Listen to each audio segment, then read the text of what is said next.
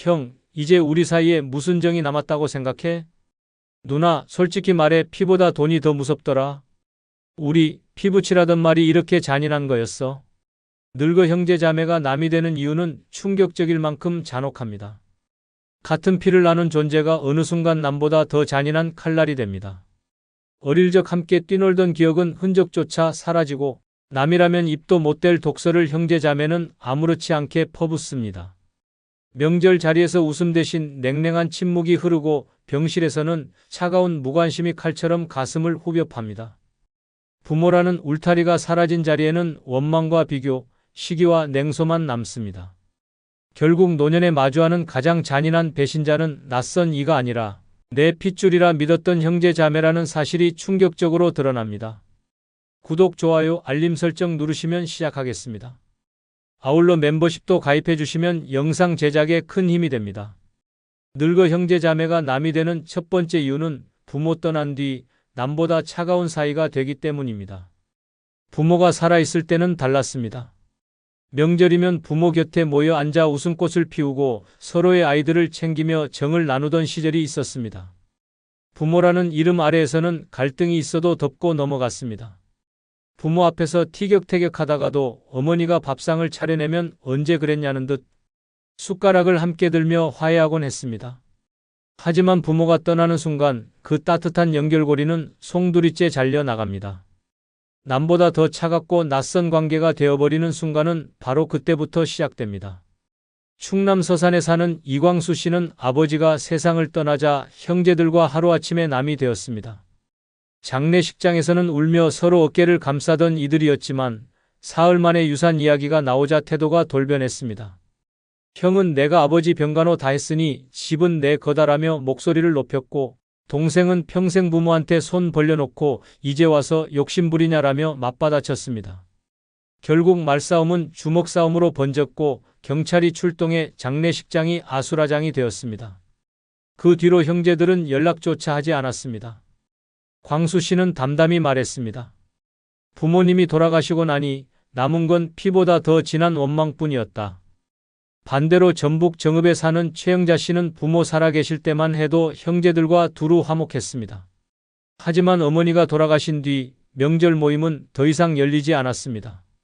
어머니가 계셨을 때는 다 같이 모여 떡국을 끓이고 손자들 재롱을 함께 보며 웃었지만 어머니가 사라지자 그 따뜻한 자리는 산산조각 났습니다. 처음엔 서로 바쁘다며 핑계를 댔고 나중에는 누가 먼저 연락을 하느냐로 체면 싸움이 시작되었습니다. 그렇게 시간이 흐르자 형제라는 이름은 의미가 사라졌고 지금은 같은 도시에 살면서도 길에서 마주쳐도 고개만 돌리는 차가운 사이가 되었습니다. 영자 씨는 울먹이며 말합니다. 어머니 살아계실 때는 형제였지만 돌아가신 뒤엔 낯선 사람 그 이상도 이하도 아니더라. 부모는 형제 자매 사이의 마지막 끈입니다. 살아계실 때는 서로 미워도 그 끈 때문에 억지로라도 웃고 싸워도 다시 붙잡을 명분이 있었습니다. 하지만 부모가 세상을 떠나는 순간 그 끈은 끊어지고 맙니다. 남은 건 책임도 의무도 없는 낯선 관계뿐입니다. 그리고 차라리 남이라면 무관심이라도 가능하겠지만 형제 자매라는 이름은 과거의 기억을 들춰내며 더 깊은 상처를 남깁니다. 내가 더 사랑받았다, 내가 덜 효도했다는 말은 부모의 빈자리를 틈타 독처럼 흘러나옵니다. 노년의 부모를 잃고 나면 형제 자매의 본 모습이 드러납니다. 부모가 있을 땐 참고 넘겼던 갈등, 애써 감춘 서운함이 한꺼번에 터져 나오며 그 순간부터는 남보다 더 차가운 존재로 변합니다. 더는 서로의 안부를 묻지 않고 아플 때도 기쁠 때도 함께하지 않습니다. 결국 늙어 형제 자매가 남이 되는 이유는 단순합니다. 부모가 떠난 뒤 그들을 이어주던 마지막 끈이 사라지자 남보다 더 차갑고 더 잔인한 타인이 되어버리기 때문입니다. 늙어 형제 자매가 남이 되는 두 번째 이유는 남이라면 못할 말을 쉽게 내뱉어 상처를 주기 때문입니다. 젊을 때는 달랐습니다. 어려운 시절 서로를 위로하며 괜찮아, 내가 있어 다행이야 라는 말을 건네던 때가 있었습니다. 부모의 눈치를 보며 같이 야단을 맞아주고 결혼 준비할 때는 없는 살림에도 돈을 보태주며 형제니까 해주는 거지라며 웃던 시절도 있었습니다. 남이라면 쉽게 하지 못할 따뜻한 말, 부드러운 위로가 형제 자매 사이를 이어주던 끈이었습니다. 그러나 세월이 흐르고 마음의 여유가 사라지자 그 끈은 칼날처럼 변했습니다. 남이라면 절대 입에 올리지 않을 말들을 형제 자매는 서슴없이 내뱉으며 서로를 난도질하기 시작합니다. 경기도 용인에 사는 김정호 씨는 젊어서는 동생과 둘도 없는 사이였습니다. 하지만 부모가 돌아가신 뒤 사소한 대화조차 칼이 되었습니다. 동생은 술자리에서 형에게 형은 평생 제대로 한 일도 없잖아. 부모님이 형 때문에 고생만 하셨지라고 내뱉었습니다. 그 한마디는 칼보다 더 깊게 박혔습니다. 정호 씨는 그 말이 떠오를 때마다 손이 떨렸다고 합니다. 남이라면 절대 모욕으로 들릴 말을 가족이라는 이름으로 아무렇지 않게 던졌기 때문입니다. 결국 그는 동생을 더 이상 보지 않겠다고 다짐했습니다. 반대로 대전의 최영자 씨는 언니에게 평생의 상처를 받았습니다. 집안 모임에서 언니가 갑자기 이렇게 말했습니다. 너는 어릴 때부터 머리도 나쁘고 부모님한테 집만 됐지. 그 자리에 있던 친척들이 모두 웃으며 넘겼지만 정작 당사자인 영자 씨는 웃을 수 없었습니다. 남이었으면 그냥 무례한 사람이라 치부했을 텐데 피를 나눈 언니의 입에서 나온 말은 치명적이었습니다. 영자 씨는 말합니다. 그날 이후로 언니가 아니라 원수처럼 느껴졌다. 평생 듣고 싶지 않은 말이 가족 입에서 그렇게 쉽게 흘러나올 줄은 몰랐다. 형제 자매의 말은 남의 말보다 더 무섭습니다. 어릴 적부터 서로의 약점과 상처를 가장 잘 알고 있기 때문입니다. 그래서 싸움이 붙으면 그 약점을 파고드는 말이 화살이 됩니다. 남이라면 절대 알 수 없는 치부를 들춰내며 너는 원래 못났잖아. 내 자식은 뭐하나. 제대로 된 게 없어 같은 말들이 터져 나옵니다. 이런 말은 단순한 비난이 아니라 존재 자체를 부정하는 잔혹한 공격입니다. 나이가 들수록 이런 말의 상처는 더 깊게 남습니다. 젊을 땐 화가 나도 잊어버릴 힘이 있었지만 노년에는 마음이 유리처럼 약해져 작은 말 한마디에도 무너집니다. 그런데 남이라면 차마 하지 못할 잔인한 말들을 형제 자매는 더 쉽게 내뱉습니다. 가족이라는 울타리 속에서 이 정도는 괜찮겠지라는 착각이 만들어낸 폭력입니다. 하지만 그 결과는 무섭습니다. 오랫동안 쌓아온 관계가 단 한마디로 무너지고 그 뒤로는 남보다 더 차갑게 돌아서게 됩니다. 결국 늙어 형제 자매가 남이 되는 이유는 단순합니다. 남이라면 삼켰을 말을 가족이라는 이유로 너무 쉽게 쏟아냈기 때문입니다. 그 말이 남긴 상처는 평생 치유되지 않고 형제 자매라는 이름을 가장 무서운 원수로 바꿔버리는 것입니다. 늙어 형제 자매가 남이 되는 세 번째 이유는 부모의 편애를 원망하기 때문입니다. 어릴 적에는 사소한 다툼조차 금세 화해로 이어지고 서로를 감싸주던 따뜻한 기억이 있었습니다. 그러나 시간이 지나면서 그 속에 숨겨진 칼날 같은 상처가 고개를 들기 시작합니다. 한쪽만 바라보고 챙겨주던 부모의 차별은 시간이 갈수록 누적되어 결국 형제 자매의 가슴을 깊게 찌르는 흉터로 남습니다.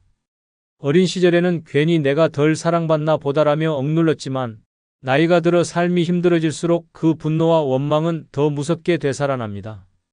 서울에 사는 박영호 씨는 어린 시절부터 형과 비교당했습니다. 부모는 늘 형에게는 새 옷을 사주고 더 좋은 과외를 붙여주었습니다. 반면 영호 씨에게 돌아온 것은 헌옷과 너는 그냥 내 선에서 알아서 해라라는 냉정한 말뿐이었습니다. 젊을 때는 꾹 참고 넘겼지만 부모가 돌아가신 뒤 상속을 나누는 자리에서 그 응어리가 폭발했습니다. 형은 이미 부모 생전에 집과 땅을 증여받았는데도 유산 분배 자리에서 더 챙기려 했습니다. 영호 씨는 그날 이후 형을 남보다 더한 원수라 부르며 연락을 끊었습니다. 형제라는 이름은 사라지고 남보다 더 미운 얼굴만 남은 것입니다. 반대로 대구에 사는 김정자 씨는 집안의 막내로 늘 부모의 사랑을 독차지했습니다. 그러나 문제는 그 사랑이 독이 되어 언니들과의 관계를 완전히 망쳐 놓았다는 점입니다. 부모가 세상을 떠난 후 언니들은 정자 씨가 받은 혜택을 들춰내며 원망을 쏟아냈습니다. 결혼자금, 집, 전세금, 작은 가게, 권리금까지 모두 정자 씨에게 쏟아부었던 사실이 다시 불이 붙듯 드러난 것입니다. 언니들은 너 때문에 우리는 늘 부모의 그림자였다며 차갑게 등을 돌렸습니다. 정자 씨는 풍족하게 살고 있지만 명절에도 아무도 찾아오지 않는 빈집에서 울먹이며 말합니다. 돈은 남았는데 가족은 다 떠나버렸다. 부모의 편애는 단순한 추억이 아닙니다. 늙어갈수록 형제 자매의 사이를 갈라놓는 불씨입니다. 젊었을 땐 덮고 넘어갔던 상처가 노후의 외로움과 불안 속에서 폭탄처럼 터져버립니다. 결국 같은 피를 나눴다는 사실은 아무 의미가 없어지고 남보다 더 원망스러운 존재로 변해갑니다. 형제 자매가 남이 되는 이유, 그 시작은 부모의 편애라는 잔인한 씨앗에서 비롯된 것입니다. 늙어 형제 자매가 남이 되는 네 번째 이유는 돈으로 상처를 주고받았기 때문입니다. 젊었을 때는 서로 도와주며 살았습니다. 누군가 사업을 시작하면 함께 보증을 서주고 급할 때는 빚까지 내서 형제의 손을 잡아주던 시절이 있었습니다. 돈보다 정이 먼저라 믿었기에 형제니까 당연하다며 선뜻 내밀던 그 손길은 뜨겁고 믿음직했습니다. 하지만 세월은 잔인했습니다. 갚지 못한 돈, 약속을 어긴 보증 빌려주고 돌아오지 않은 생활비는 형제 자매의 가슴에 칼처럼 꽂혀 남았습니다. 사랑이었던 돈이 독이 되고 믿음이었던 돈이 배신으로 바뀌면서 결국 가족은 가족이 아니라 철저히 남이 되어버린 것입니다. 경기도에 사는 김상호 씨는 한때 동생을 위해 전 재산을 내줬습니다. 동생이 식당을 차린다며 찾아와 눈물로 호소했을 때 그는 은행 대출까지 받아 동생의 손을 잡아주었습니다. 하지만 불과 2년 뒤 식당은 빚만 잔뜩 남기고 문을 닫았습니다. 그 뒤 동생은 연락을 피하고 빚은 고스란히 김 씨의 어깨로 넘어왔습니다. 결국 그는 집을 팔고 아내와 함께 전세방으로 밀려나야 했습니다. 그 순간 깨달았습니다. 피를 나눈 동생이 내 인생을 무너뜨렸다. 분노와 배신감은 씻기지 않았고 지금도 그는 형제란 이름이 내 인생에서 가장 큰 재앙이었다고 말합니다. 반대로 전북에 사는 윤정희 씨는 동생에게 늘 빌려만 쓰던 사람입니다. 대학 등록금, 결혼 자금, 아이 교육비까지도 늘 언니에게 손을 벌렸습니다. 처음엔 미안하다며 갚겠다고 했지만 시간이 갈수록 그것은 당연한 권리처럼 변했습니다. 언니가 돈을 주지 않으면 피도 눈물도 없냐며 원망했고 친정 식구들 앞에서 언니를 인색한 사람으로 몰아붙였습니다. 그러나 세월이 흘러 언니가 병들고 힘들어졌을 때 정희 씨는 단 한 푼도 내놓지 않았습니다. 오히려 내가 가진 집 팔면 되잖아라며 차갑게 잘라 말했습니다. 그 순간 언니는 깨달았습니다. 내가 키운 건 동생이 아니라 괴물이었다.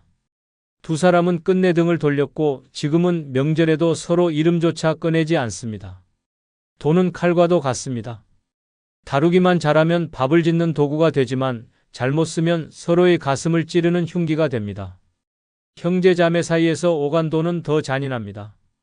남에게 빌려줬다면 법대로 해결이라도 하지만 피부치끼리는 그 법을 들이밀 수도 없고 그렇다고 그냥 삼키기에는 상처가 너무 큽니다. 결국 마음속 깊은 곳에 내가 날 망쳤다는 분노가 뿌리 내리게 됩니다. 노년의 이 돈 문제는 더 크게 다가옵니다. 경제적으로 여유 없는 시기, 한푼이 아쉬운 나이에 과거의 빚과 상처가 들춰지면 형제는 다시 돌이킬 수 없는 싸움에 빠집니다. 돈 때문에 시작된 갈등은 결국 가족을 갈라놓고 형제자매라는 이름을 잿더미로 만들어버립니다. 언젠가는 풀릴 거라 믿었던 그 응어리는 끝내 풀리지 않습니다. 남보다 더 가깝다고 믿었던 형제자매가 돈 때문에 남보다 더 지독한 원수가 되어버리는 것입니다. 결국 늙어 형제자매가 남이 되는 이유는 단순합니다. 돈으로 서로의 인생을 찌르고 그 칼끝이 끝내 뽑히지 않기 때문입니다. 늙어 형제자매가 남이 되는 다섯 번째 이유는 경제적 수준의 차이를 부각했기 때문입니다. 젊을 때는 서로 비슷한 처지였습니다. 함께 자라며 옷을 물려 입고 국 한 그릇을 나눠 먹던 시절엔 누구 하나 잘났다는 생각조차 없었습니다. 하지만 세월은 잔인하게도 형제자매를 서로 다른 길로 끌고 갔습니다. 누군가는 부동산으로, 주식으로 혹은 우연히 잡은 기회로 부자가 되었고 또 다른 누군가는 평생 일해도 빚만 남긴 채 노후를 맞이했습니다. 겉으로는 괜찮다, 돈이 뭐 중요하냐 말하지만 속으로는 자존심이 으깨지고 열등감이 독처럼 차올라 결국 형제자매 관계를 갈라놓는 가장 무서운 칼날이 됩니다. 부산에 사는 장성훈 씨는 한때 형제들 중 가장 가난했습니다. 어린 시절부터 머리가 좋던 둘째 동생은 의사가 되었고 막내는 대기업 간부가 되었습니다. 반면 성훈 씨는 사업 실패로 평생 노점상을 전전했습니다.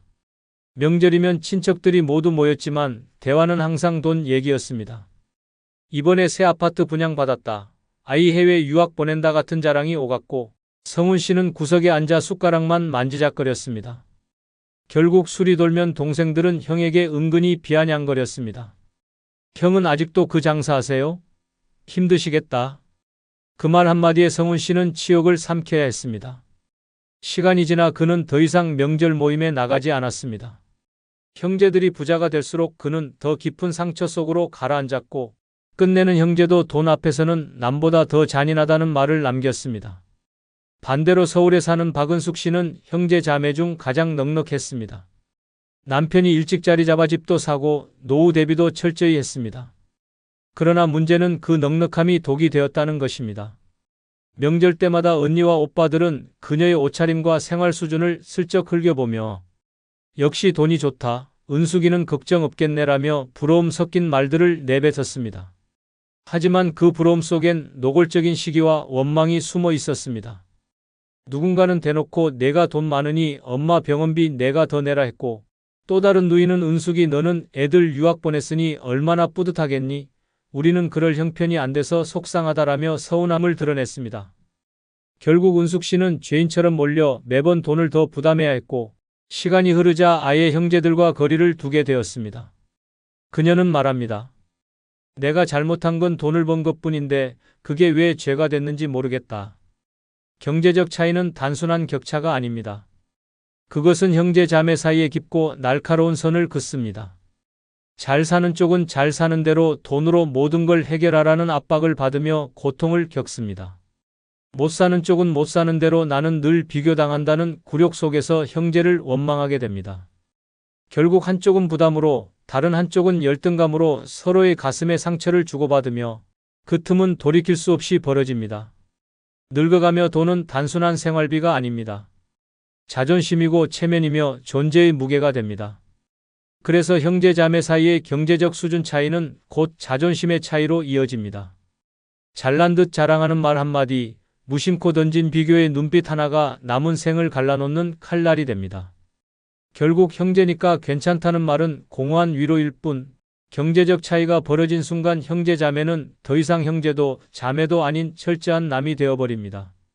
늙어 형제 자매가 남이 되는 여섯 번째 이유는 서로의 삶에 관심이 없기 때문입니다. 젊을 때는 달랐습니다. 아플 때는 약을 사들고 찾아왔고 결혼식이나 출산 때는 밤을 새워 도와주던 존재였습니다.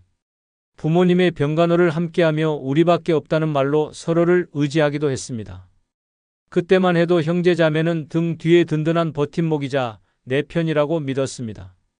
하지만 세월이 흐르고 각자 가정을 꾸리며 삶에 치이고 돈과 자식 문제에 파묻히자 형제 자매는 더 이상 내 일에 귀 기울여주지 않는 존재가 되었습니다. 나의 기쁨도 슬픔도 눈물도 이제는 그들의 관심사가 아닙니다. 대전에서 사는 오세훈 씨는 암 진단을 받았을 때 형제 자매에게 전화를 걸었습니다. 젊은 시절 함께 웃고 울던 그들이라면 당연히 달려올 거라 믿었습니다. 그러나 돌아온 대답은 차가웠습니다. 형, 나도 지금 바빠. 잘 치료받아. 그 한마디로 통화는 끝났습니다. 병실에서 혼자 링거를 맞으며 그는 깨달았습니다. 가족이라 믿었던 형제는 더 이상 내 삶에 관심 없는 남보다 못한 존재가 되었다는 것을. 그는 말합니다. 차라리 모르는 이웃이 국 한 그릇 건네주는 게 형제보다 따뜻했다. 반대로 인천에 사는 윤명희 씨는 동생이 경제적으로 어려워졌다는 소식을 들었을 때 일부러 모른 척했습니다.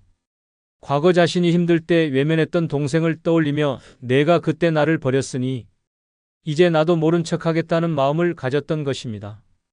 그러나 정작 동생이 생활고에 시달리다 결국 병까지 얻고 쓰러졌다는 소식을 들었을 때도 그녀는 끝내 연락하지 않았습니다. 후에 장례식장에서 마주한 순간 오히려 어색한 인사만 나누며 돌아섰습니다. 살아있을 때 서로의 삶에 무관심했던 결과는 죽음 앞에서도 남남처럼 고개만 끄덕이는 냉혹한 현실이었습니다. 무관심은 서서히 관계를 썩게 만드는 독입니다. 처음에는 서로 바쁘니까 어쩔 수 없지라며 합리화합니다. 하지만 반복되면 관심은 의무가 아니라 불편한 짐처럼 느껴집니다. 명절이 되어도 형제의 안부를 묻기보다 억지로 앉아 대화하는 형식적인 자리가 되고 맙니다. 대화 속에는 따뜻한 걱정이 아니라 피상적인 질문만 맴돕니다. 애들은 잘 크냐? 건강은 괜찮냐?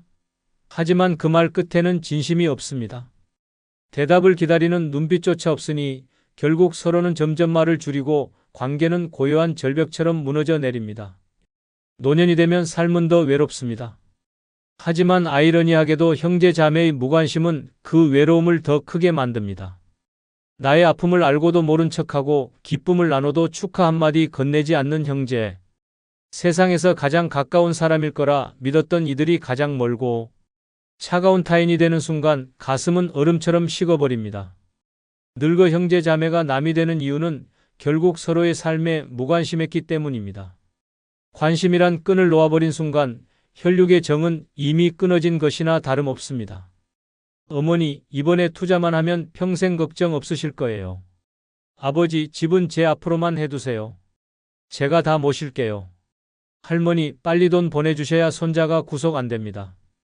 늙어서 경제적으로 한순간에 날아가는 순간은 이렇게 전화기 넘어 혹은 자식의 한마디에서 시작됩니다. 평생 피땀 흘려 모은 돈이 단 몇 분, 단 한 장 서류에 날아가고 남은 건 빚 독촉장과 버려진 신세뿐입니다. 한순간의 판단착오가 집을 잃게 만들고 사기를 당한 뒤엔 병실에 홀로 누워 눈물로 세월을 보내야 합니다.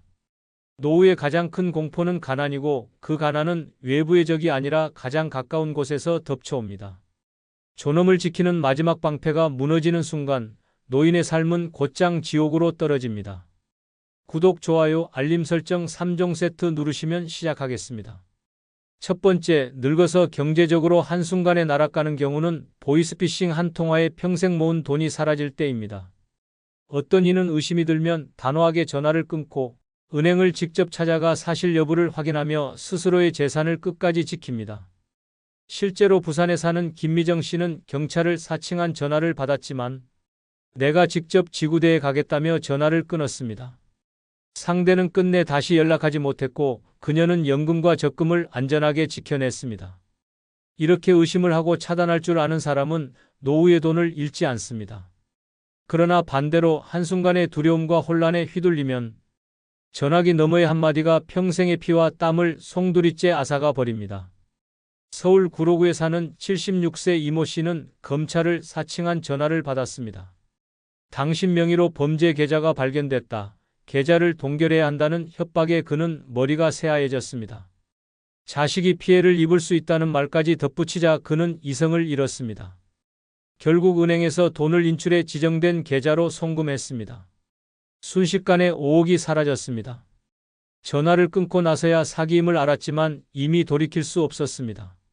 평생 모은 노후 자금이 단 몇 분 만에 증발한 것입니다.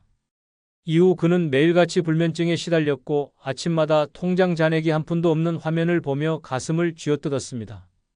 더 참혹한 사건도 있었습니다. 인천에 살던 80대 여성은 손자를 사칭한 보이스피싱 전화를 받았습니다. 교통사고를 내서 구속될 수 있으니 합의금이 필요하다는 다급한 목소리에 그녀는 눈물이 쏟아졌습니다. 손주가 울먹이며 부르는 목소리에 속아 집을 팔아 마련한 전세금을 그대로 내주었습니다. 그러나 다음 날 진짜 손주가 할머니 무슨 말씀이세요? 라고 묻는 순간 그녀는 그대로 쓰러졌습니다. 그 충격으로 병원에 실려갔고 이후 회복하지 못한 채 세상을 떠났습니다. 사랑하는 가족을 이용한 한 통의 전화가 결국 한 사람의 목숨까지 앗아간 비극이었습니다. 반대로 충북 청주에 사는 박경자 씨는 보이스피싱 예방 교육을 받은 덕분에 피해를 막을 수 있었습니다. 은행 직원으로 위장한 사람이 전화를 걸어와 계좌를 옮기라고 했지만 박 씨는 즉시 아들의 번호로 확인 전화를 걸었습니다. 물론 아들은 아무 일 없다고 말했고 그녀는 그 길로 경찰에 신고했습니다. 범죄자들의 말에 휘둘리지 않고 직접 확인하는 습관이 그녀의 재산을 지킨 것입니다. 보이스피싱은 단순한 전화 사기가 아닙니다. 노인의 외로움, 두려움, 자식에 대한 사랑을 정밀하게 겨냥한 심리전입니다. 목소리 하나, 말 한마디가 믿음을 흔들고 그 틈으로 전 재산이 빨려 들어갑니다. 늙어서 경제적으로 한순간에 무너지는 가장 무서운 덫이 바로 이겁니다. 예방 방법은 명확합니다. 첫째, 전화로 금융정보를 요구하는 순간 무조건 끊어야 합니다.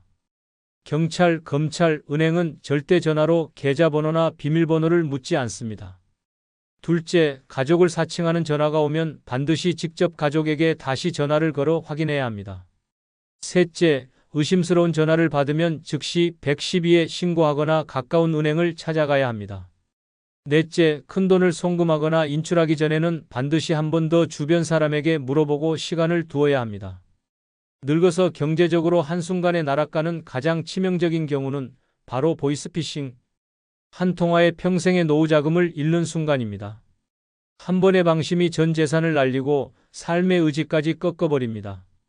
그러나 경계심을 잃지 않고 의심스러우면 끊고 확인하는 습관만 지닌다면 이 지옥 같은 덫에서 벗어날 수 있습니다. 노후를 지키는 것은 결국 당신의 손끝에서 시작됩니다. 두 번째, 늙어서 경제적으로 한순간에 날아가는 경우는 보장된 수익이라 속아 전 재산을 날릴 때입니다. 평생 모아온 돈이 하루아침에 사라지는 순간 사람의 눈빛은 공포로 얼어붙습니다. 어떤 이는 평생 돈만 모으며 자식에게 짐 안 되려고 악착같이 살다가 정작 노년에 들어서야 이 투자만 하면 매달 몇 % 보장된다는 달콤한 말에 속아 넘어갑니다. 은행 이자보다 훨씬 높다. 원금은 절대 보장된다. 심지어 정부도 지원한다는 식의 거짓말은 늙은 귀의 꿀처럼 들립니다. 그런데 그 순간이 함정의 시작입니다. 계약서에 도장 찍는 순간 평생 지켜온 집과 통장, 노후의 마지막 안전망이 송두리째 사라집니다. 실제로 몇 년 전 서울에서 살던 한 노인은 안정적인 부동산 펀드라는 말에 속아 전세금을 포함한 전 재산 3억을 투자했습니다. 매달 이자가 들어와 마음 놓았던 것도 잠시, 어느 날부터 연락이 두절되고 사무실은 흔적도 없이 사라졌습니다. 경찰서에 달려가도 이미 수백 명이 같은 피해자로 접수되어 있었고 되찾을 길은 없었습니다.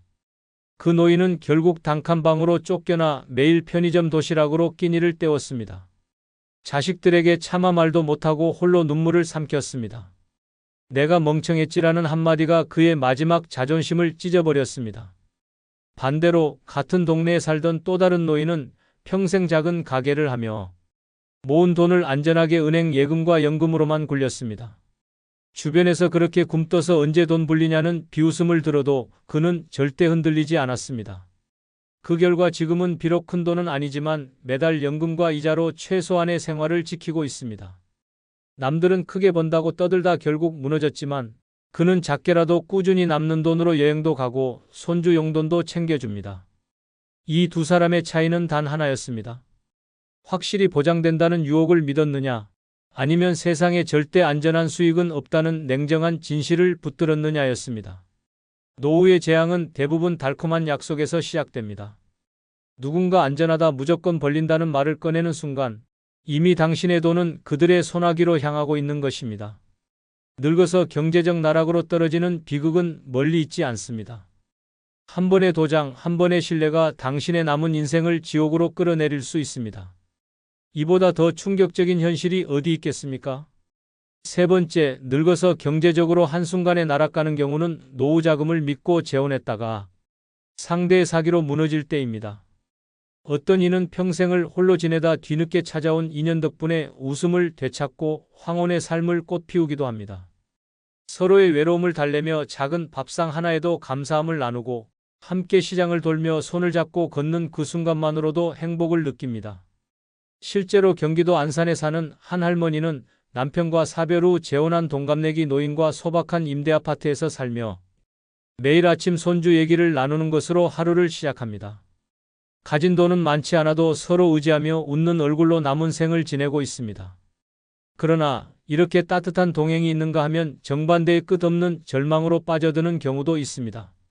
서울에서 살던 70대 이정호 씨는 배우자를 잃고 홀로 지내던 중 지인의 소개로 60대 후반 여성과 만났습니다. 그녀는 다정했고 세심했으며 앞으로 남은 삶은 함께하자는 말로 그의 마음을 사로잡았습니다. 이 씨는 평생 모아온 5억 원의 노후 자금을 우리의 공동 미래를 위해 쓴다는 생각으로 상대 여성과 재혼을 결심했습니다. 하지만 결혼 몇 달 만의 상황은 송두리째 뒤집혔습니다. 아내라는 여인은 사업을 도와달라는 명목으로 그의 돈을 차례차례 빼내더니 결국 통장을 텅 비운 채 사라져버린 것입니다. 남은 건 빚 독촉 전화와 찢겨버린 자존심뿐이었습니다. 그가 경찰서에 찾아갔을 때는 이미 같은 여인에게 당한 피해자가 여러 명이었고 그녀는 노인의 외로움과 노후 자금을 노리고 접근한 전문 사기꾼이었습니다. 이 씨는 하루아침에 가진 것을 모두 잃었습니다. 집도 팔리고 통장은 비었으며 믿었던 인연은 흔적도 없이 사라졌습니다. 남은 건 깊은 자책과 고독뿐이었습니다. 그는 주변에조차 자신의 상황을 말하지 못했습니다. 사랑인 줄 알았는데 전부 돈이었다는 참담한 깨달음이 매일을 짓눌렀습니다. 반대로 충북 청주에 사는 김영순 씨는 남편과 사별 후 재혼 제안을 여러 번 받았지만 단호히 거절했습니다. 자식들이 반대해서가 아니라 자신의 노후 자금을 지키기 위해서였습니다. 그는 노년에 찾아오는 인연은 대부분 순수한 사랑이 아니라 돈이라는 냉정한 사실을 깨달았던 것입니다. 대신 김 씨는 연금을 기반으로 소일거리를 하며 혼자 사는 삶을 선택했습니다. 친구들과 여행을 다니고 취미생활에 몰두하며 웃음을 잃지 않았습니다. 그는 말합니다. 재혼이 외로움을 달래줄 순 있겠지만 그 외로움이 내 돈을 삼켜버린다면 차라리 혼자가 낫다. 노후 재혼은 사랑이라는 이름을 쓰지만 그 이면에는 경제적 이해관계가 도사리고 있습니다. 특히 홀로 된 노인을 노리는 사기꾼들은 당신은 혼자가 아니다라는 말로 다가와 마음을 녹입니다. 하지만 손을 잡는 순간 그 손은 결국 지갑을 향합니다. 평생 지켜온 돈이 하루아침에 사라지고 그 돈과 함께 남은 인생까지 무너져 내립니다. 늙어서 경제적으로 한순간에 날아가는 비극은 이렇게 사랑의 탈을 쓴 사기에서 시작됩니다. 달콤한 말 한마디에 흔들리고 외로움이 눈을 가리면 결국 마지막 방패인 돈마저 잃어버립니다. 노후 자금을 믿고 재혼했다가 상대의 사기로 무너질 때 그 절망은 단순한 금전적 손실이 아니라 인생 전체를 송두리째 앗아가는 지옥입니다. 네 번째, 늙어서 경제적으로 한순간에 날아가는 경우는 재산을 증여한 뒤 자식이 돌보지 않고 버릴 때입니다. 어떤 부모는 자식에게 재산을 넘겨준 뒤에도 여전히 존중받고 사랑받으며 따뜻한 노후를 살아갑니다. 경기도 성남에 사는 한 어머니는 오래된 단독주택을 아들에게 증여했지만 아들은 오히려 고마움을 표현하며 매주 어머니를 찾아옵니다. 어머니의 병원비와 생활비를 책임지고 명절이면 온 가족이 모여 화목한 시간을 보냅니다. 부모의 희생을 기억하는 자식이 곁에 있는 삶은 노후의 축복입니다. 그러나 현실은 이렇게 아름답지 않습니다. 재산을 건네는 순간 부모의 존재가 쓸모없는 짐으로 전락해버리는 끔찍한 지옥을 맛보는 이들이 너무도 많습니다. 서울 강북구의 72세 박정숙 씨는 평생 모은 아파트를 장남에게 미리 증여했습니다. 아들은 엄마 혼자 계시지 말고 나랑 같이 살자는 말로 그녀의 마음을 흔들었고 박 씨는 결국 등기 이전을 마쳤습니다. 그러나 모든 게 바뀐 건 그 순간부터였습니다. 아들은 그녀를 집안의 중심에서 밀어내고 방 한 칸만 내주며 잔소리하지 말라는 말까지 서슴없이 내뱉었습니다. 식사 자리에서조차 외면당하고 생활비는커녕 병원비조차 챙겨주지 않았습니다. 결국 박 씨는 아들 부부와의 갈등 끝에 집을 떠나 고시원으로 들어갔습니다. 평생을 바쳐 키운 자식에게 버림받은 그녀는 스스로를 저주하며 내가 내 손으로 나락을 선택했다고 통곡했습니다. 더 끔찍한 사례도 있습니다. 전북 군산의 한 노인은 딸에게 땅을 증여한 뒤 홀로 방치되었습니다. 딸은 결혼 자금이 필요하다며 땅을 요구했고 아버지는 피부치에게 마지막 도움을 주는 마음으로 순순히 내주었습니다. 하지만 딸은 결혼과 동시에 연락을 끊었습니다. 명절에도 병원에 입원했을 때조차 오지 않았습니다.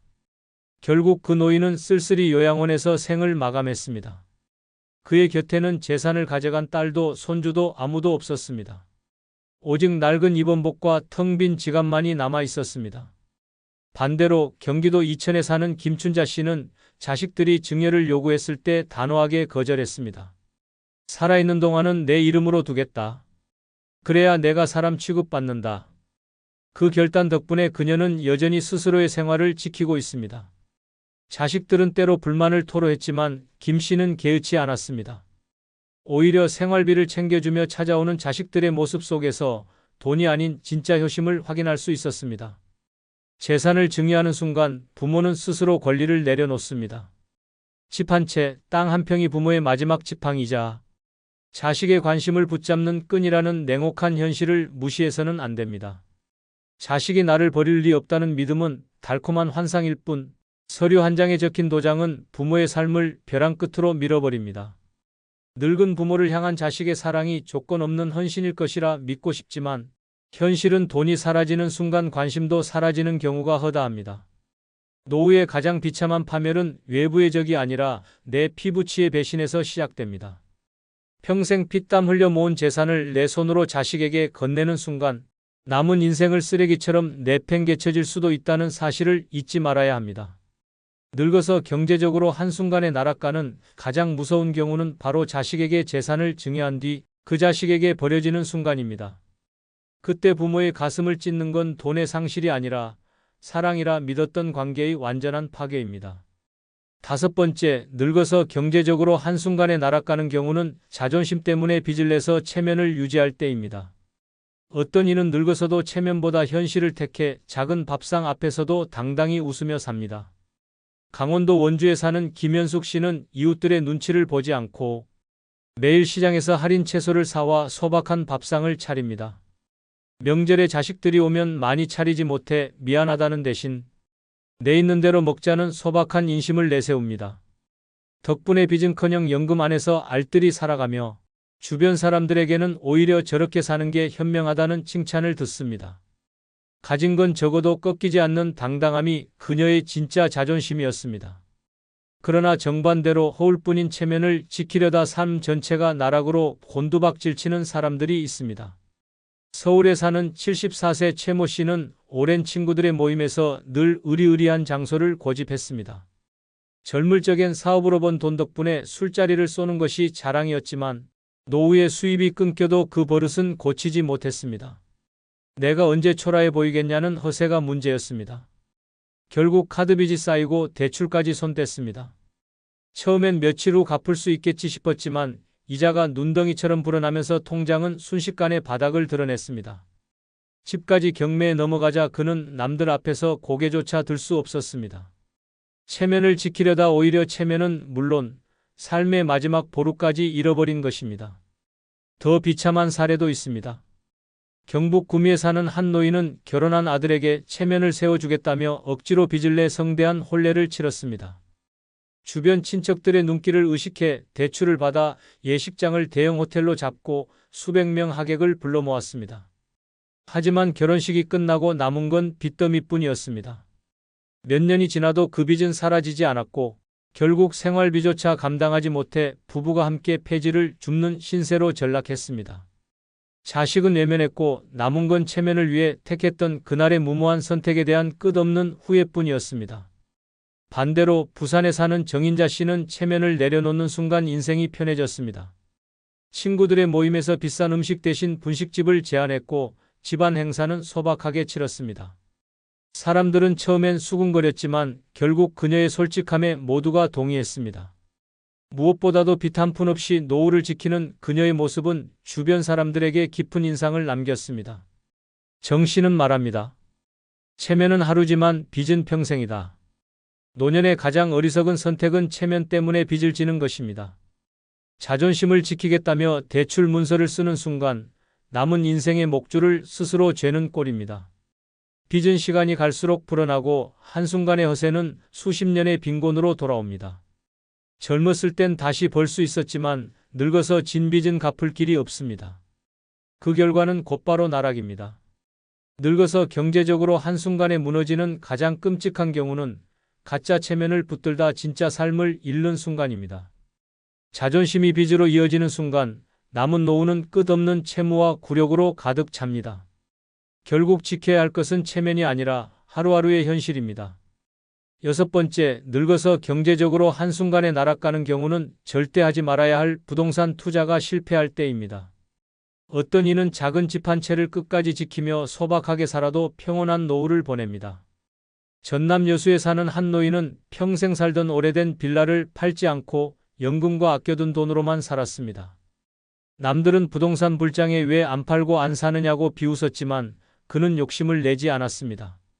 결과적으로 그는 빚 없이 안정적인 집에서 지금도 여유를 누리고 있습니다. 집값이 올랐느니 떨어졌느니에 흔들리지 않고 매일 바닷바람을 맞으며 웃음을 짓는 그의 삶은 안정 그 자체였습니다. 하지만 정반대의 길을 걸은 이들은 욕심과 잘못된 판단으로 모든 것을 잃고 마지막 남은 집조차 빼앗기며 길바닥에 나앉습니다. 서울 송파에 살던 70대 김모 씨는 지인에게 이건 무조건 오르는 땅이라는 말을 듣고 노후자금 6억 전부를 투자했습니다. 개발 호재가 있다. 조만간 재건축이 된다. 주변 땅값이 몇 배 뛰었다는 말에 혹했습니다. 하지만 현실은 달랐습니다. 허가조차 나지 않는 지역이었고 개발 소식은 뜬 소문에 불과했습니다. 몇 년을 기다려도 땅값은 오르지 않았고 오히려 세금 폭탄만 날아왔습니다. 생활비를 위해 은행 대출까지 끌어쓰던 그는 결국 집까지 팔아야 했습니다. 남은 건 종이 한 장짜리 땅 문서뿐. 그러나 그 땅은 팔리지도 않았습니다. 결국 그는 원룸 월세로 쫓겨나 매달 연체 독촉장을 받으며 하루하루를 연명했습니다. 더 끔찍한 사례도 있습니다. 경기도 안양의 한 노부부는 상가 투자만이 노후 보장이라는 말에 속아 평생 살던 아파트를 팔고 상가 건물을 매입했습니다. 분양 당시에는 임대 수익률 10%를 보장한다는 말에 혹해 모든 것을 걸었습니다.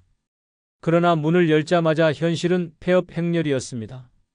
상가의 절반은 텅텅 비었고 들어온 세입자마저 몇 달 만에 나가버렸습니다. 관리비와 대출이자는 쌓여만 갔고 결국 건물은 경매로 넘어갔습니다. 평생의 노력이 한순간에 증발했고 부부는 월세방으로 밀려나 눈물로 세월을 보냈습니다. 차라리 아무것도 하지 말았더라면이라는 뼈저린 후회가 남았을 뿐입니다. 반대로 대구에서 혼자 사는 오모 씨는 부동산 투자를 권하는 친척과 지인들의 말에도 흔들리지 않았습니다. 그는 노후에 확실한 건 내 집 한 칸과 연금뿐이라는 철칙을 세웠습니다. 남들이 건물주가 되었다고 자랑할 때도 묵묵히 자신의 집을 지켰고 그 결과 지금도 빚 하나 없이 안정된 생활을 이어가고 있습니다. 노후의 부동산 투자는 인생을 살리는 지렛대가 아니라 잘못 디디면 끝없는 낭떠러지로 추락시키는 덫입니다. 절대 실패하지 않는다는 말은 가장 위험한 거짓말입니다. 허망한 호재, 달콤한 보장, 주변의 부추김에 속아 넘어가는 순간 평생 지켜온 집과 노후 자금은 단숨에 사라집니다. 늙어서 경제적으로 한순간에 날아가는 가장 무서운 경우는 절대 하지 말아야 할 부동산 투자가 실패하는 순간입니다. 그때 남는 것은 허망한 종이 조각과 되돌릴 수 없는 절망뿐입니다. 늙어 남 눈치 보며 살아온 인생의 끝은 처참합니다. 자식에게 올인했지만 돌아오는 건 무심한 뒷모습뿐이고 친구라 믿었던 자들은 내가 돈과 힘을 잃자마자 잔인하게 등을 돌립니다. 체면과 예의 따위에 매달리며 산 사람은 결국 병든 몸 하나, 지탱 못한 채 고요한 방 안에서 서서히 썩어갑니다. 늙음은 잔혹합니다. 착하면 뜯기고 선하면 버려집니다. 이제는 독해야만 살아남습니다. 남 눈치 따위에 목숨 걸면 남은 인생은 무덤보다 더 비참한 감옥이 됩니다.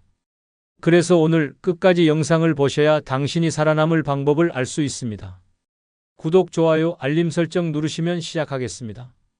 첫 번째, 늙어서 남 눈치 보지 말고 독하게 살아야 하는 이유는 남의 시선은 하루지만 내 인생은 평생이기 때문입니다. 젊었을 때는 달랐습니다. 사람들의 시선을 의식하며 옷차림 하나, 말투 하나까지 계산했습니다. 체면을 지키려 허세를 부리고 싫어도 웃으며 고개를 숙였습니다. 남의 눈에 잘 보이기 위해 자신을 짓밟고 살아온 겁니다. 그런데 그 대가가 무엇입니까? 정작 그 사람들이 내 인생을 대신 살아주지도 내 아픔을 대신 짊어져 주지도 않았습니다. 하루 스쳐가는 그들의 시선에 맞추느라 평생을 허비한 겁니다. 이보다 더 끔찍한 희극이 어디 있습니까? 서울의 한 노인은 젊을 때부터 남의 평가에 목숨을 걸었습니다.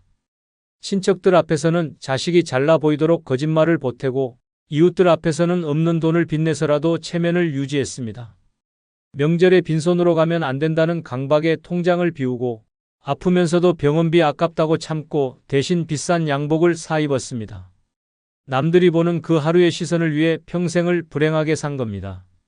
결국 노인이 된 지금 남들이 뭐라 하든 관심조차 주지 않습니다. 그가 그렇게 지켜온 체면 따위는 한순간에 잿더미처럼 사라졌습니다. 남들은 기억하지도 않는데 본인만 인생을 갈갈이 찢어 삼켜버린 것입니다. 반대로 경남에 사는 또 다른 노인은 달랐습니다. 그는 어릴 적부터 남들 눈치를 보지 않았습니다. 옷은 남루해도 당당했고 하고 싶은 말을 거침없이 내뱉었습니다. 사람들은 뒷담화를 했습니다. 저 사람은 왜 저리 제멋대로야? 하지만 그 말들이 지나가고 나면 남는 건 아무것도 없었습니다. 대신 그는 자기 삶을 마음껏 누렸습니다. 하고 싶은 여행을 갔고 배우고 싶은 악기를 배웠습니다. 젊을 때는 남들과 다르다며 손가락질을 받았지만 늙은 지금은 누구보다 자유롭고 행복하게 살고 있습니다. 하루 스쳐가는 남의 눈빛 따위보다 평생의 만족을 택한 겁니다. 늙어 남 눈치를 보는 인생은 결국 잔혹한 형벌입니다. 장례식장에 누워있을 때조차 남들은 잘 살다 갔다더라 한마디 남기고 돌아섭니다. 그들이 내 인생에 책임지지 않는데 왜 우리는 그들의 눈빛에 목숨을 겁니까? 하루의 시선 때문에 평생을 팔아넘기는 건 노예가 된 삶과 다르지 않습니다. 자식에게조차 인정받으려 몸부림쳐도 돌아오는 건 무관심과 거리감뿐입니다. 그럼에도 체면을 위해 웃는 얼굴을 지어내는 건 스스로를 찌르는 칼날을 품고 사는 것과 같습니다. 그래서 늙어선 독하게 살아야 합니다. 남의 시선은 바람처럼 스쳐갑니다. 오늘 흉을 보던 사람이 내일은 나조차 기억하지 못합니다. 그러나 내가 눈치 보며 버린 하루는 다시 돌아오지 않습니다. 내 평생을 앗아가는 건 남의 시선이 아니라 그 시선을 의식하는 나의 어리석음입니다. 늙은 지금이라도 남 눈치 따윈 끊어내야 합니다. 남들이 뭐라 하든 조롱하든 험담하든 그건 그들의 입놀림일 뿐입니다. 하지만 내 인생은 내 것입니다. 한 번뿐인 생, 남에게 바칠 이유가 단 하나도 없습니다. 잔혹하게 들리겠지만 이제라도 남의 시선을 무시하고 독하게 나를 지켜야 합니다. 그들의 눈빛은 하루에 불과하고 내 인생은 평생입니다. 하루짜리 시선을 위해 평생을 희생하는 어리석음을 끊어내야 합니다. 늙어서는 오직 나만 바라보고 나만 챙기며 나만을 위해 살아야 합니다. 그것이 마지막까지 내 인생을 지옥이 아닌 천국으로 만드는 유일한 길입니다. 두 번째, 늙어서 남 눈치 보지 말고 독하게 살아야 하는 이유는 남에게 이용당하지 않으려면 독해야 하기 때문입니다. 젊을 땐 잘 모릅니다. 친구라는 이름으로, 가족이라는 이름으로 웃으며 다가오는 사람들이 사실은 내 지갑을 노리고 있었다는 걸. 노후가 되면 그 민낯이 드러납니다. 한평생 착하게 살아온 노인은 결국 주변의 밥줄이 됩니다. 빌려간 돈은 안 갚고 부탁만 쌓입니다. 한 번만 도와주세요. 라며 손 내밀던 사람은 결국 내 피와 살을 뜯어가며 자신을 살찌우고 나는 점점 말라 죽습니다. 남 눈치 보며 거절하지 못한 대가는 잔혹할 정도로 비참한 말로로 이어집니다. 서울에 사는 한 노인은 평생 좋은 사람 소리를 듣고 싶어 거절을 못했습니다. 지인들이 돈을 빌려달라 하면 적금까지 깨서 내줬습니다. 친척이 사업한다며 손 벌리면 카드론을 뽑아 지원했습니다. 처음엔 고마워한다 했습니다. 하지만 그들은 결국 연락을 끊었습니다. 남은 건 빚 독촉 전화와 텅 빈 통장뿐이었습니다. 평생 쌓아온 노후 자금은 사라지고 그 노인은 폐지 줍는 삶으로 내몰렸습니다. 그가 남 눈치 보며 착하게 살던 습관 하나가 그의 노년을 잔혹한 감옥으로 끌고 간 것입니다. 반대로 부산의 한 노인은 달랐습니다. 그는 철저히 독했습니다. 친척이 돈을 빌려달라 하면 안 된다 단호히 말했습니다. 이웃이 부탁해도 웃으며 끊어냈습니다. 처음엔 손가락질 당했습니다. 인정머리 없다 냉혈하다는 소리를 들었습니다. 하지만 세월이 지나 보니 그 독함이 그를 지켜냈습니다. 그는 자기 노후 자금을 굳건히 지켜냈고 오히려 남들에게 이용당하지 않으니 편안히 살았습니다. 욕을 먹을 땐 순간이었지만 남들 다 무너질 때 그는 혼자만 살아남았습니다. 잔혹할 정도의 독함이 결국 생존을 보장한 것입니다. 늙어 남 눈치 보면 이용당합니다. 이번 한 번만이라는 말에 지갑을 열면 그 순간부터 당신은 호구가 됩니다. 그들은 절대 갚지 않습니다. 오히려 더 큰 욕으로 당신의 목줄을 쥡니다. 착하게 거절 못한 그 순간부터 당신은 스스로 고기를 내어주는 짐승으로 전락합니다. 노인의 선함은 미덕이 아닙니다. 약점입니다. 냉혹한 세상에서 선한 노인은 먹잇감일 뿐입니다. 늙어선 더 이상 착할 이유가 없습니다. 남의 눈치보다 내 살 길을 지켜야 합니다. 독하지 못한 노인은 결국 고립됩니다. 사람들은 처음엔 그를 착한 사람이라 칭송합니다. 하지만 그 착함을 뜯어먹고 떠나갑니다. 마지막에는 병실 침대에 홀로 누워도 찾아오는 이는 없습니다. 가진 게 떨어진 순간 남들은 뒤도 돌아보지 않습니다. 이게 착하게만 산 사람의 최후입니다. 그러나 독한 노인은 다릅니다. 안 된다는 단호함이 그를 지켜줍니다. 비웃음은 하루지만 그의 평생은 안전합니다. 이용하려는 자들의 손을 잘라내야만 내 인생을 지킬 수 있습니다. 남들이 뭐라 하든 상관없습니다. 중요한 건 나의 삶, 나의 자존심, 나의 생존입니다. 늙어서까지 남 눈치 보며 이용당하는 건 스스로 무덤을 파는 일입니다. 독하지 않으면 뜯어먹힙니다. 늙은 지금이라도 차갑게 잔혹하게 말해야 합니다. 안 돼.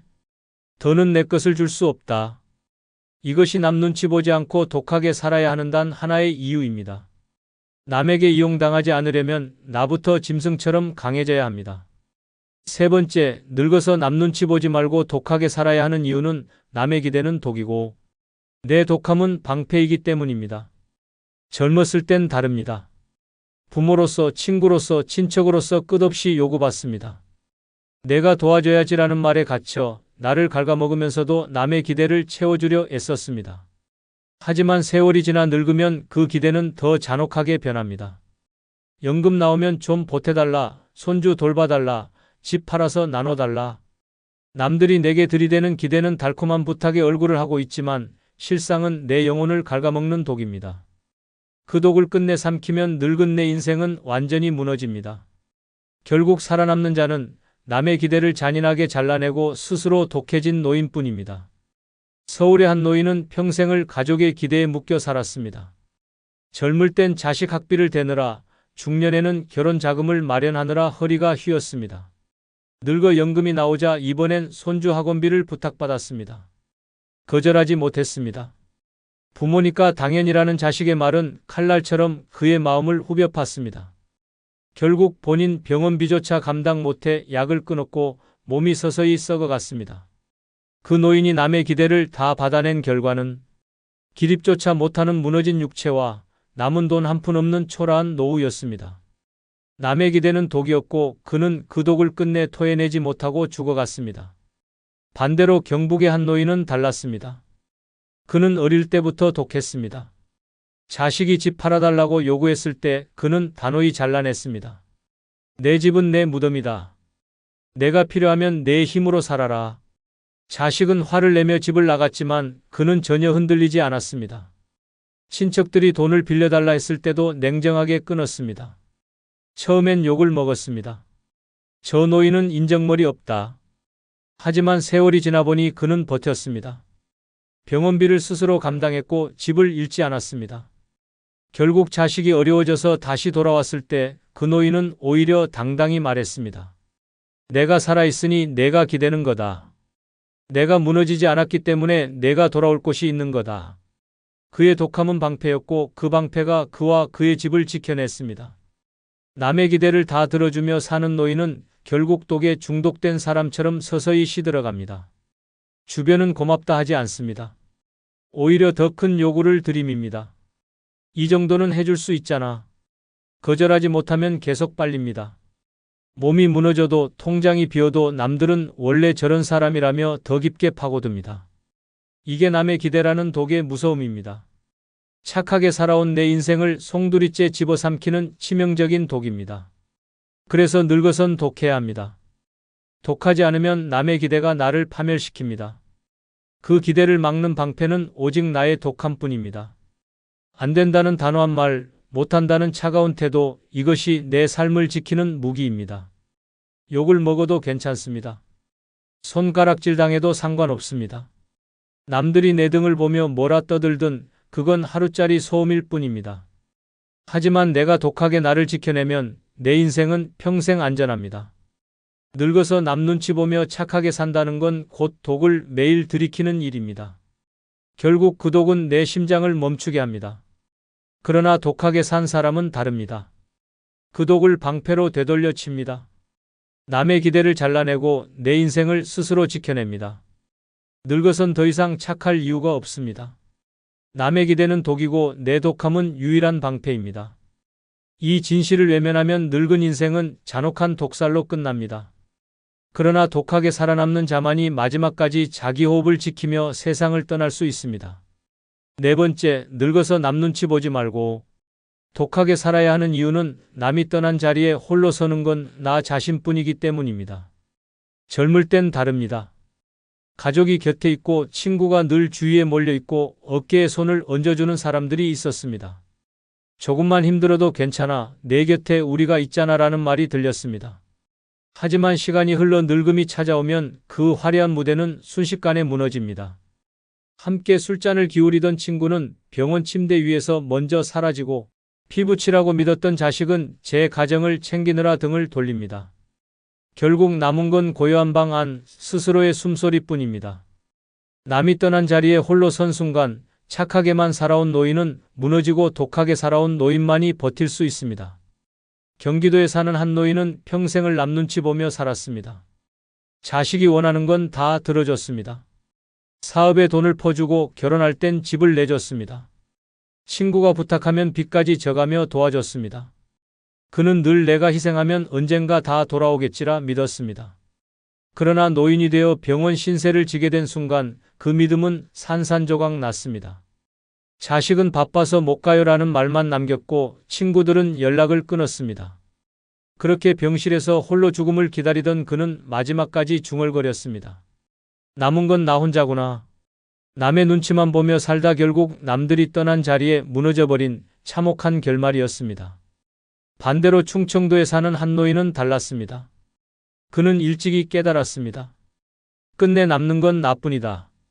자식이 아무리 부탁해도 단호히 거절했습니다. 친구가 돈을 빌려달라 해도 냉정히 끊었습니다. 처음엔 차갑다 욕먹었습니다. 그러나 그는 전혀 개의치 않았습니다. 자신을 챙겼습니다. 여행도 다니고 취미도 만들고 노후 자금도 지켰습니다. 세월이 흘러 하나둘 곁을 떠나도 그는 무너지지 않았습니다. 홀로 서는 순간이 와도 그는 준비되어 있었습니다. 독하게 지킨 자기만의 삶이 그를 버티게 했습니다. 욕을 먹던 그 독함이 결국 마지막을 당당하게 만들었습니다. 늙어 남 눈치 보며 착하게 산 사람은 끝내 버려집니다. 자식도 친구도 배우자도 다 떠난 자리에 남겨진 건 오직 자기 자신뿐입니다. 그 순간 남을 위해 살아온 세월은 아무 의미가 없습니다. 되돌아보면 내 인생은 남의 그림자에 불과했습니다. 착한 사람은 결국 버려지고 독한 사람만이 끝까지 살아남습니다. 노년의 가장 잔혹한 진실은 이것입니다. 누구도 내 삶을 대신 살아주지 않는다는 것. 내 병을 대신 알아줄 사람도 내 고독을 대신 견뎌줄 사람도 없습니다. 다 떠난 자리에서 결국 내가 서야 할 무대는 오직 나 혼자입니다. 그렇게 늙어선 독해야 합니다. 남들이 뭐라 하든 상관없습니다. 남의 기대, 남의 요구, 남의 시선을 끊어내야 합니다. 그 순간 욕은 먹을 수 있습니다. 하지만 그 욕은 하루입니다. 반대로 내가 남에게 휘둘리며 허락한 희생은 평생을 앗아갑니다. 남이 떠나도 흔들리지 않는 삶, 그것이 독하게 산 노인의 최후의 무기입니다. 5번째, 늙어서 남 눈치 보지 말고 독하게 살아야 하는 이유는 자식도 끝내는 떠나고 남는 건 나 혼자이기 때문입니다. 젊었을 때는 다릅니다. 내 피와 땀을 쏟아 자식에게 올인하면 언젠가 보답받을 줄 알았습니다. 병원에 함께 가주고 명절이면 꼭 찾아와 웃으며 밥상머리를 채워줄 줄 알았습니다. 하지만 그 믿음은 잔혹한 착각이었습니다. 오히려 자식들은 냉정하게 돌아서고 부모를 짐이라 부르며 뒷모습조차 남기지 않습니다. 희생과 사랑으로 키운 자식이 끝내는 나를 버리고 떠나는 순간 나는 누구에게도 의지할 수 없는 고립된 노인이 되어버립니다. 반대로 독하게 산 사람은 다릅니다. 자식에게 올인하지 않고 남 눈치 보며 살지 않은 사람은 혼자가 되는 순간에도 무너지지 않습니다. 왜냐하면 이미 혼자 설 준비가 되어 있었기 때문입니다. 자식에게 매달려 살던 부모는 전화 한 통 울리지 않는 침묵 속에서 서서히 부서져 갑니다. 하지만 남 눈치 보지 않고 내 삶을 챙겨온 사람은 고독 속에서도 당당하게 살아갑니다. 실제로 서울에 사는 한 어머니는 평생을 자식만 바라보며 살았습니다. 돈을 모아 학비를 대주고 결혼할 때는 집까지 마련해줬습니다. 하지만 어느 날 아들이 이민을 간 뒤 연락이 끊겼습니다. 해외에서 바쁘다는 핑계로 전화 한 통 없고 손주 얼굴조차 보여주지 않았습니다. 그 어머니는 매일 현관문을 바라보다가 혹시 오늘은 오려나라는 기대에 젖었지만 문은 끝내 열리지 않았습니다. 몇 년이 지나 홀로 쓰러진 그녀의 곁에는 아무도 없었습니다. 희생으로 인생을 바친 대가가 고작 이런 배신과 고독이었습니다. 그러나 부산의 한 노인은 달랐습니다. 그는 자식에게 의지하지 않았습니다. 내 노후는 내 힘으로라는 생각으로 젊을 때부터 스스로를 챙겼습니다.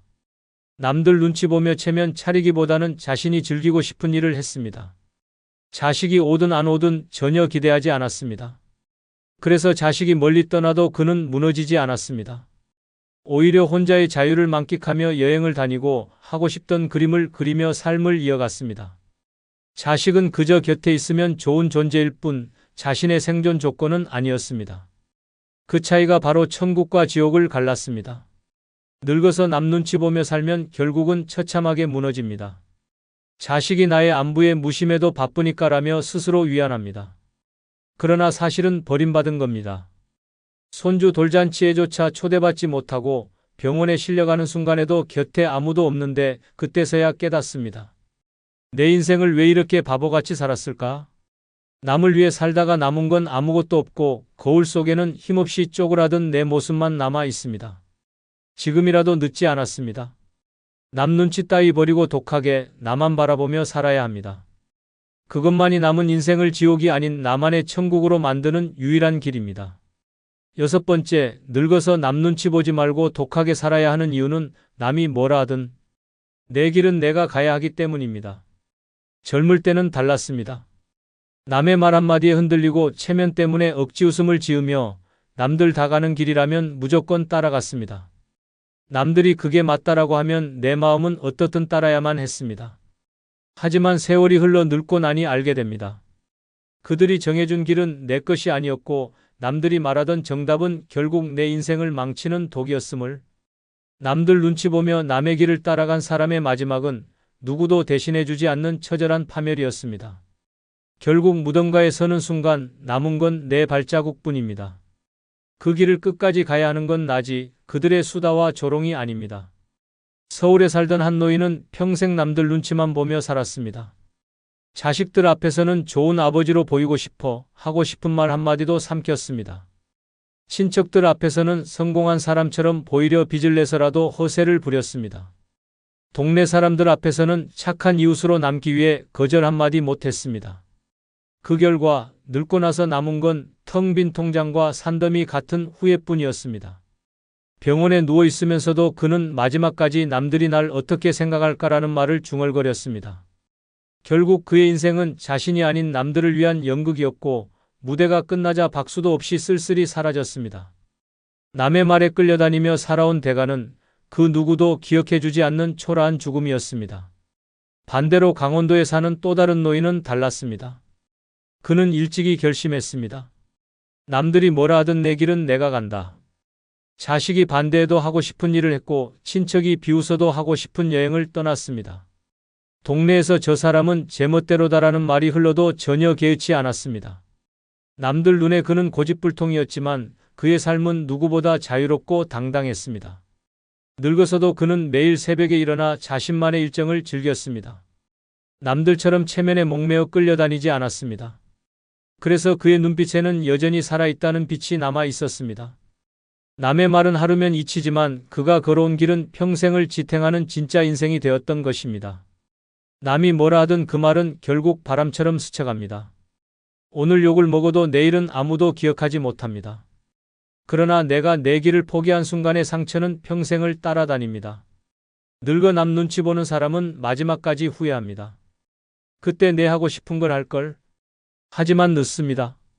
이미 남의 말에 휘둘려 걸어온 길은 돌이킬 수 없고 남들은 내 삶에 단 한 톨의 책임조차 지지 않습니다. 내 인생을 조롱하고 끌어내린 그 사람들은 내가 무너지면 오히려 안주거리 삼아 웃을 뿐입니다. 남 눈치 보며 살면 결국 파멸이고 독하게 내 길을 지키면 마지막 순간까지 흔들리지 않습니다. 늙어서 남 눈치 보지 말고 독하게 살아야 하는 이유는 단 하나, 남이 뭐라 하든 내 길은 내가 가야 하기 때문입니다. 그 잔혹한 진실을 받아들이는 순간 비로소 당신은 남이 아닌 당신의 인생을 살아낼 수 있습니다. 은퇴하면 바로 또 일하러 나가야지. 놀면 불안해서 못 살아. 그렇게 말하던 남자에게 곁에서 묵묵히 지켜보던 부인이 한마디를 던졌습니다. 당신 뭘 그렇게 죽을 때까지 일만 하려고 해? 이젠 좀 쉬어. 젊었을 때 고생한 보상으로 딱 1년만 원 없이 마음껏 놀아봐. 순간 그 말이 가슴을 후벼 팠다고 합니다. 평생 일만 하던 자신이 정작 놓친 게 무엇인지 그제야 알았다는 겁니다. 노년에 제대로 놀기 위해 반드시 필요한 것은 세 가지입니다. 첫째는 몸이 버텨주는 건강입니다. 아무리 돈이 있어도 다리가 아파 걷지 못하면 여행도 산책도 허망해집니다. 둘째는 매달 끊기지 않고 들어오는 생활비입니다. 돈 걱정이 발목을 잡으면 놀고 싶어도 움츠러들 수밖에 없습니다. 셋째는 마음을 나눌 벗이나 관계입니다. 혼자서 TV 앞에 앉아 시간을 죽이는 건 놀이가 아니라 고립일 뿐입니다. 건강과 생활비, 그리고 함께할 사람이 있어야만 노는 게 진짜 힘이 됩니다. 은퇴 후 30년을 살아간다고 가정해 보겠습니다. 한 달 생활비를 200만 원만 잡아도 총 7억 2천만 원이 필요합니다. 여기에 병원비, 예상치 못한 지출, 물가 상승까지 더하면 10억 가까운 돈이 있어야 안심할 수 있습니다. 그러나 현실은 그렇게 큰 자산을 준비한 사람이 많지 않습니다. 그래서 답은 간단합니다. 매달 연금처럼 생활비가 일정하게 확보되기만 하면 그 자체가 평생의 안전망이 됩니다. 바로 그렇기 때문에 노는 게 답입니다. 놀면서 웃고 움직이고 새로운 것을 경험하는 순간만이 그 무서운 계산기를 잠시 꺼버릴 수 있습니다. 노는 건 단순한 유흥이 아니라 남은 인생을 지켜주는 생존 기술입니다. 지금껏 살아온 날들을 후회하지 않으려면, 앞으로의 날들을 무겁게 만들지 않으려면 60세 이후에는 잘 노는 사람이 결국 승자가 됩니다. 이 영상 끝까지 보시면 왜 노는 게 최고의 행복인지 뼈저리게 깨닫게 될 것입니다. 구독, 좋아요, 알림 설정 누르시면 시작하겠습니다. 다 부질없다. 60세 이후엔 노는 게 최고인 이유는 일하다 얻은 훈장은 무덤에선 휴지 조각이 되기 때문입니다. 강원도 원주에 살던 73세 오상규 씨는 평생 철도공사에서 일하며 근면 성실의 대명사로 불렸습니다. 국토발전 공로로 표창장을 받았고 정년퇴직 때는 많은 사람이 박수 속에 떠밀려 나왔습니다. 거실 장식장엔 각종 훈장과 감사패가 빼곡히 놓여 있었고 그는 한동안 그것이 자랑스러웠습니다. 그러나 시간이 지나자 그 훈장들은 먼지에 덮였고 자식들은 거들떠보지도 않았습니다. 아내가 세상을 떠나고 혼자가 된 뒤 그는 매일 그 훈장들을 바라보다가 한숨만 내쉬었습니다. 이게 다 뭐였으나 내가 무덤에 들어가면 다 쓰레기지. 결국 그는 병상에서 홀로 생을 마감했고 장례식장에서 그의 훈장은 아무 의미도 없었습니다. 자식들조차 버릴지 말지 고민하다가 결국 창고 구석에 던져버렸습니다. 이것이 냉혹한 현실입니다. 평생을 갈아 넣어 받은 훈장과 표창은 결국 종이 조각에 불과합니다. 무덤 속에 들어가면 그 훈장은 당신을 따라오지도 않고 당신의 외로움이나 고통을 달래주지도 못합니다. 살아있는 동안 단 하루라도 웃고 즐겼던 시간이 더 값집니다. 사람들과 어울려 소풍 가서 찍은 사진 한 장, 손주와 함께한 놀이공원에서의 웃음소리, 친구와 술잔을 기울이며 나눈 농담이 결국은 훈장보다 100배, 1000배 값진 흔적으로 남습니다. 노년의 비극은 바로 여기에 있습니다. 사람들은 훈장을 인생의 보람이라 착각하지만 정작 본인은 죽음 앞에서 그것이 휴지 조각임을 깨닫습니다. 남들 앞에선 대단해 보였지만 마지막 순간에 자신을 지켜주는 건 웃으며 놀던 기억뿐입니다. 놀지 못한 인생은 화려한 훈장을 품에 안고도 허무하게 사라집니다. 오상규 씨와 달리 은퇴 후 바로 노는 법을 배운 사람도 있습니다. 서울에 사는 68세 장영희 씨는 퇴직 후 각종 위원회 활동이나 명예직 제안들을 거절했습니다.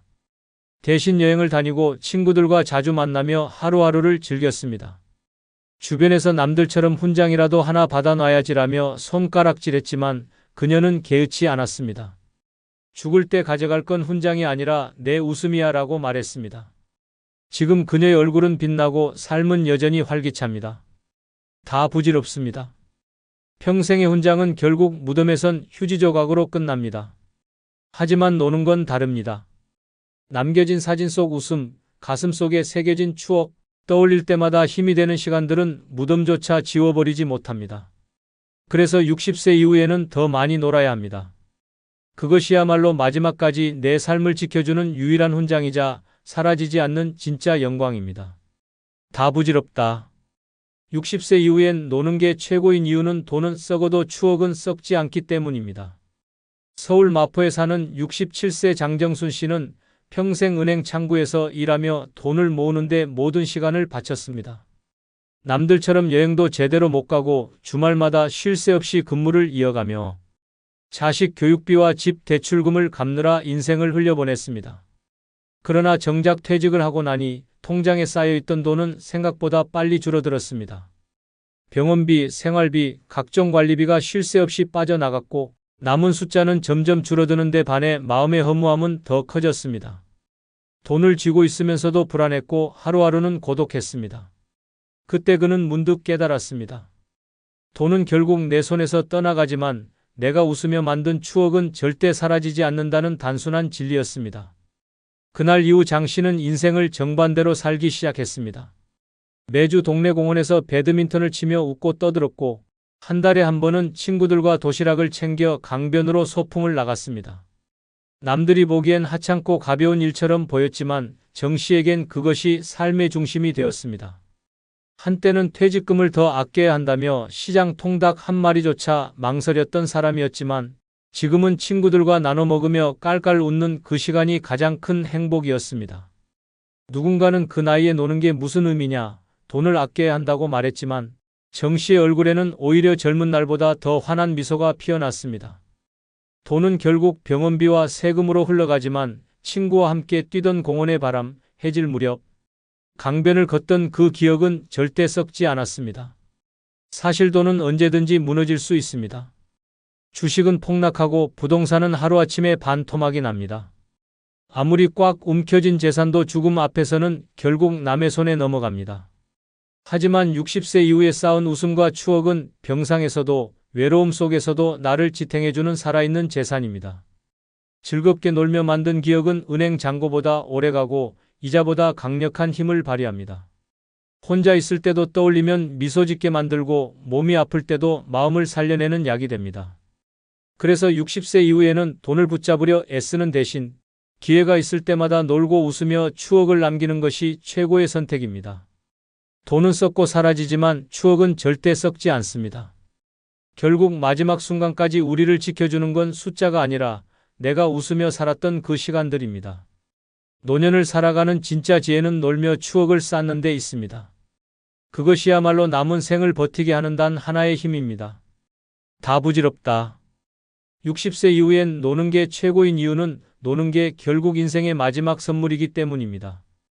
대전에서 사는 72세 최명자 씨는 평생을 오로지 가족을 위해서만 살았습니다. 20살 넘자마자 남편과 결혼해 생계를 책임졌고 새벽 5시면 분식집 불을 켜고 밤늦게 가게 셔터를 내리며 하루를 마쳤습니다. 여름휴가 한 번, 명절 외출 한 번도 마음 편히 못 해봤습니다. 자식들 학원비, 대학 등록금, 결혼 비용을 마련하느라 본인은 시장에서 파는 옷 한 벌 제대로 사 입지 못했습니다.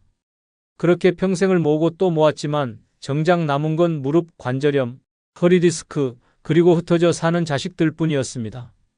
퇴직 후 첫 몇 달은 막막했습니다. 돈은 남아 있었지만 어디에도 쓸 용기가 없었습니다.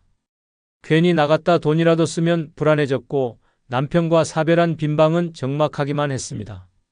내가 이 나이에 뭘 즐기겠어, 이제는 아껴야지 하며 하루 종일 TV만 바라보던 그녀의 눈은 점점 어두워졌습니다. 그러던 어느 날 동네 경로당에서 알게 된 친구들이 소풍을 가자며 손을 잡아 끌었습니다. 2만 원만 내면 버스 타고 근교 계곡에 다녀올 수 있다 했습니다. 처음엔 사치라고 생각해 망설였지만 결국 따라 나선 그 하루가 그녀의 인생을 바꿨습니다. 버스 안에서 들려오는 트로트 노래에 사람들이 박수를 치고 누군가는 마이크를 잡아 노래를 부르자 최 씨는 어느새 눈물이 핑 돌았습니다. 내가 이렇게 웃은 게 언제였더라. 계곡에 도착해 맨발을 담그고 친구들과 도시락을 나눠 먹던 순간 그녀는 가슴 깊이 다짐했습니다. 이게 내게 주는 마지막 선물이구나. 이제라도 놀아야겠다. 그날 이후 최 씨의 삶은 달라졌습니다. 주말마다 친구들과 근교 여행을 다니고 평일에는 탁구 동호회에 나가 땀을 흘렸습니다. 하루에 한 번은 꼭 웃겠다는 마음으로 살아가자 우울했던 표정이 사라지고 주변 사람들도 요즘 얼굴이 좋아졌다는 말을 해주었습니다. 최 씨는 말합니다. 돈은 결국 남의 손에 가요. 내가 죽으면 자식들한테 가거나 병원비로 다 빠져나가겠죠. 그런데 내가 놀면서 만든 추억은 아무도 못 가져가요. 그건 내 거예요. 마지막까지 나를 살려주는 건 돈이 아니라 내가 웃으며 만든 기억이에요. 그녀는 지금도 사진첩을 꺼내 친구들과 갔던 여행 사진을 보며 말합니다. 이 한 장이 통장 잔고보다 훨씬 값진 거야. 돈은 숫자일 뿐이지만 이 순간은 영원히 내 가슴에 남아 있거든. 노년을 무너뜨리는 건 돈이 부족해서가 아닙니다. 마음속에 웃었던 흔적이 스스로에게 준 선물이 하나도 남아있지 않을 때가 진짜 비극입니다. 하루하루가 고통으로만 채워지고 병원 진료 카드만 쌓여갈 때 삶은 끝없는 무덤 속으로 추락합니다. 그러나 놀며 남긴 추억이 있는 사람은 다릅니다. 돈이 줄어들어도 마음은 풍요롭고 외로움이 찾아와도 웃었던 순간이 방패가 되어줍니다. 최명자 씨는 요즘 이렇게 말합니다. 내 인생에서 가장 잘한 건 늦게라도 놀기 시작한 거예요. 그게 없었다면 나는 벌써 무너졌을 거예요. 그런데 지금은 내일을 기다리면서 살아요. 또 무슨 즐거운 일이 있을까, 누구랑 웃을 수 있을까 기대하면서 하루를 버팁니다. 젊었을 때는 몰랐던 진실을 이제야 절실히 깨달은 것입니다. 돈은 썩고 사라지지만 놀며 만든 추억은 절대 썩지 않습니다. 그리고 그 추억이야말로 마지막까지 자신을 지탱해주는 인생의 최후 선물입니다. 그러니 60세 이후에는 돈을 움켜쥐느라 떨며 살지 말고 마음껏 놀며 삶을 선물처럼 받아들여야 합니다. 그것이 노년을 후회 없이 살아가는 단 하나의 길입니다. 다 부질없다. 60세 이후엔 노는 게 최고인 이유는 평생 일만 하다 관 속에 들어가는 꼴은 비참하기 때문입니다. 전북 군산에 살던 74세 박동수 씨는 젊었을 때부터 가족을 먹여 살리겠다는 일념으로 공장과 건설 현장을 전전하며 쉼없이 일했습니다. 명절에도 현장에 나가 돈을 벌었고 자식들 등록금과 결혼 비용까지 모두 감당했습니다. 하지만 막상 은퇴를 앞두고도 그는 일을 멈추지 않았습니다. 조금만 더 모아야 한다. 아직은 쉴 수 없다는 말이 그의 입버릇이었습니다. 그렇게 하루도 쉬지 않고 살아왔던 그는 결국 작업장에서 쓰러졌고 가족 품에 돌아오지도 못한 채 병원에서 숨을 거두었습니다. 그의 장례식에서 자식들은 눈물을 흘리며 말했습니다. 아버지는 평생 일만 하다 가셨어요. 정작 본인을 위해 산 시간이 단 하루도 없었습니다. 죽기 직전까지 일만 하다 관 속에 들어가는 인생, 이것만큼 처절한 비극은 없습니다. 돈은 남았을지 몰라도 그 돈을 쓰고 즐길 주인은 이미 땅속에 묻혀버린 것입니다. 남은 가족들은 슬픔 속에서 유산을 나누고 주변 사람들은 열심히 살다 갔다고 말하지만 정작 당사자는 단 한 번도 내 인생을 누려보지 못한 채 사라진 것입니다. 이것이야말로 노년이 맞이하는 가장 참혹한 결말입니다. 일만 하며 산다고 인생이 보장되지 않습니다. 아껴 모은 돈은 병원비로 흘러가고 자식에게 넘어가거나 세상으로 흩어집니다. 그러나 정작 나 자신은 관 속에 누운 순간 아무것도 가져가지 못합니다. 그렇다면 60세 이후엔 왜 더 일해야 합니까? 돈을 위해, 남의 시선을 위해 죽음을 재촉하며 사는 게 과연 현명합니까? 노는 게 사치가 아니라 생존입니다. 늦은 나이에 떠난 여행 한 번, 친구와 나누는 술 한 잔, 손주와 공원에서 웃으며 걷는 한 시간이 결국 나를 살게 합니다. 그것이 진짜 인생이고 남은 시간을 채우는 가장 값진 순간입니다. 관 속에 들어갈 때까지 돈만 쥐고 살다가 결국 썩어가는 종이조각과 함께 사라지는 건 너무나 허무합니다. 박동수 씨의 이야기는 많은 사람들에게 경고가 됩니다. 그는 결국 자신을 위해 단 하루도 쓰지 못한 채 떠났습니다. 하지만 주변에서 그를 기억하는 건 돈이 아니라 늘 고단하게 일하던 그의 굽은 허리와 늘 피곤에 찌든 얼굴뿐이었습니다. 만약 그가 60세 이후 잠시라도 노는 법을 알았다면 그의 마지막은 훨씬 따뜻하고 인간적이었을 것입니다. 다 부질없는 게 인생입니다. 돈, 집, 체면 모두 결국 남의 손에 넘어갑니다. 그러나 내가 웃으며 즐겼던 시간, 내 발로 걸어다니며 누린 작은 행복은 누구도 빼앗을 수 없습니다. 그래서 60세 이후엔 더 이상 일터에 매달리지 말고 놀아야 합니다. 노는 것이 곧 살아있음을 증명하는 마지막 저항이자 나 스스로에게 줄 수 있는 가장 인간다운 선물입니다. 평생 일만 하다 관 속에 들어가는 비참한 꼴을 피하려면 지금 당장 놀아야 합니다. 이것이야말로 남은 인생을 지켜내는 유일한 길입니다. 다 부질없다. 60세 이후엔 노는 게 최고인 이유는 노는 게 최고의 치매 예방약이기 때문입니다.